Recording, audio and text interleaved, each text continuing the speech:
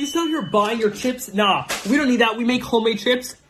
Listen to that crunch. Take a large potato and peel it. And take a large knife and you're going to slice it super, super thin into little chip-like shapes.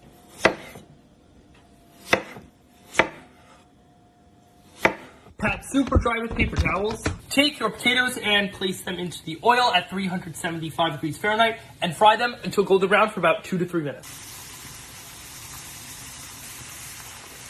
Once they are nice and golden brown, take them out of the oil and place it onto a baking sheet lined with paper towels.